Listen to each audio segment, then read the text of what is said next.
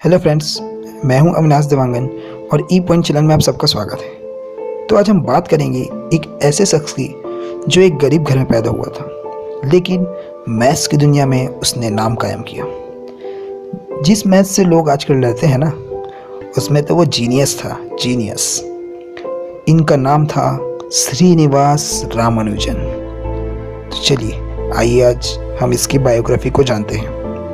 22 दिसंबर 1887 को तमिलनाडु के ईरोड नाम के विलेज में श्रीनिवास अय्यंगार और कोमलतामल के घर एक बच्चा पैदा हुआ। नाम रखा गया रामानुजन। आगे जाकर ये क्या करने वाले हैं इसका कोई कुछ नहीं पता था।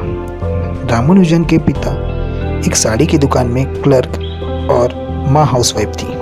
तो रामानुजन के सभी भाई बहन बचपन में ही मर गए थे।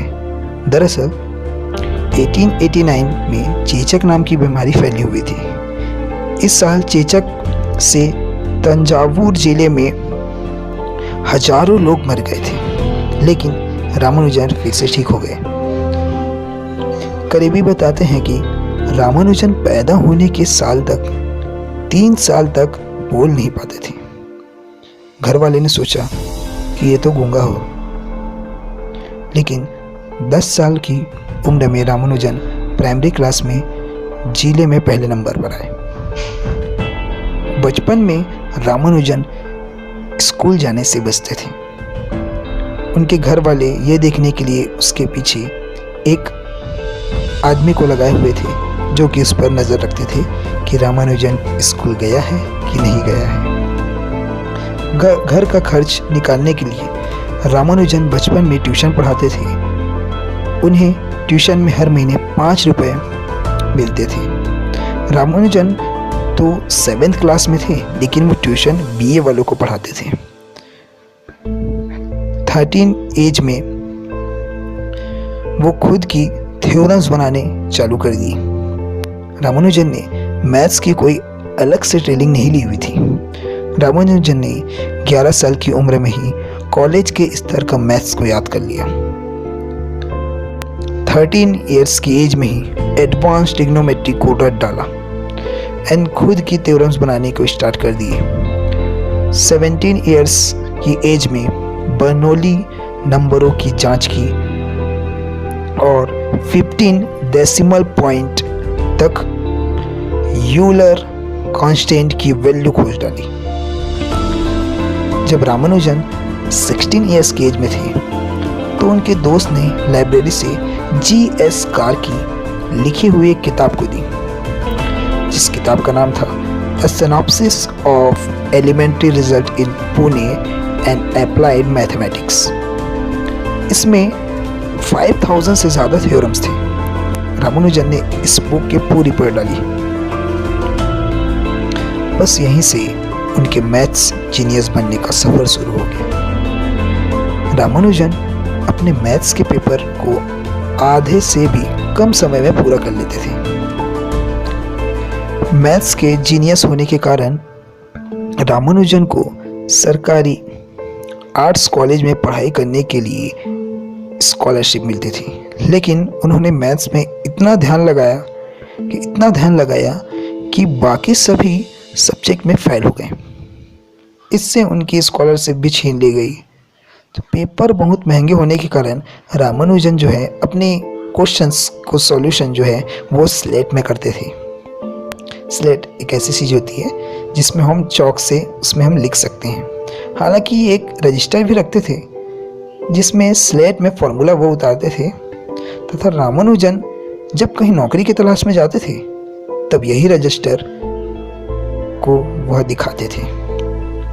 जब रामानुजन 22 इयर्स की एज में थे तब 10 इयर्स की जानकी के साथ उनकी शादी कर दी गई। शादी के बाद रामानुजन को हाइड्रोसिस टेस्टिस यानी कि अंडकोश की कुछ बीमारी हो गई। घर पर इलाज करने के लिए पैसे नहीं थे, इसलिए एक डॉक्टर ने उनकी फ्री में सर्जरी की। सोचा अब नहीं बच पाऊंगा, लेकिन वो ठीक हो गए। 1913 में 26 ईयर्स की एज में रामानुजन ने मैथ में 120 फॉर्मूलेस लिख डाली। अंग्रेजी प्रोफेसर G.H. हार्डी के पास उस फॉर्मूलेस को भेज दिया गया। हार्डी ने पहले तो खास ध्यान नहीं दिया, लेकिन पढ़ने के बाद उसे लगा कि ये कोई विद्वान है। फिर क्या हुआ था, बुला लिया रामानुजन को कैम्ब्रिज यूनिवर्सिटी में। रामानुजन ने इंग्लैंड जाने से मना कर दिया, लेकिन हार्डी ने जैसे तैसे उनको मना लिया। रामानुजन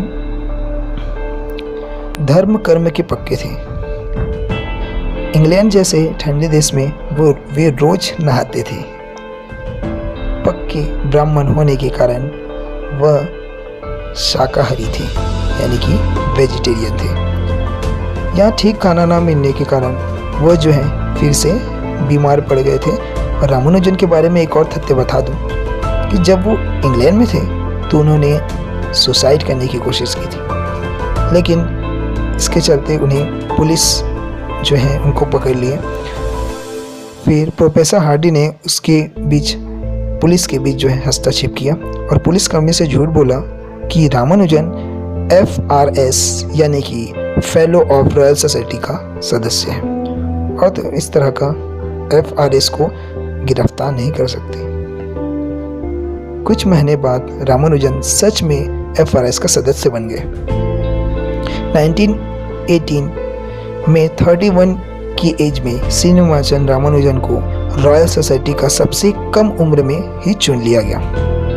1841 में अदारसीर कॉलसेटजी के बाद ऐसे करने वाले वे दूसरे भारतीय बन गए।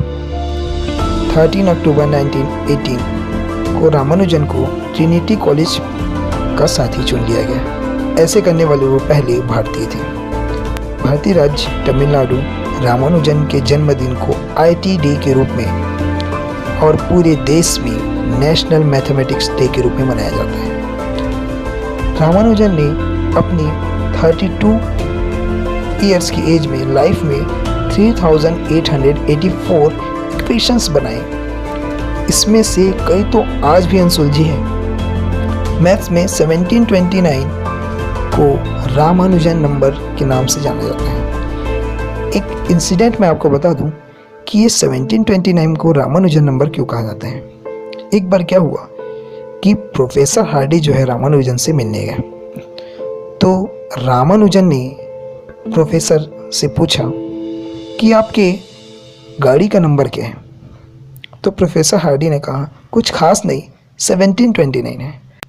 तो रामानुजन का जवाब आया कि ये एक खास नंबर है, ये किसी 2 नंबर्स के क्यूब का सम है। मीन्स ये 12 क्यूब एंड 1 क्यूब इन दोनों का सम है। इंग्लैंड में आने के बाद भी वो तेज बुखार, खांसी, पतला होने के कारण उनकी हालत गंभीर हो गई। एंड 26 अप्रैल 1920 को 32 ईयर्स की एज में ही श्रीनिवास रामानुजन की मौत हो गई। कुंभकोणम में इनके पैतृक निवास को म्यूजियम बना दिया गया है। श्रीनिवास रामानुजन को मैन हु नो इन्फिनिटिव के नाम से भी जाना जाता है, क्योंकि इनके प्रमुख योगदान में से 60% से ज़्यादा इन्फिनाइट सीरीज के फॉर्मूलेस हैं। तो ये थी हमारी आज रामानुजन की बायोग्राफी। अगर आपको ये पसंद आया होगा तो इस वीडियो को ज़रूर लाइक करें और कमेंट बॉक्स में भी हमको कमेंट कर सकते हैं। तब तक के लिए धन्यवाद।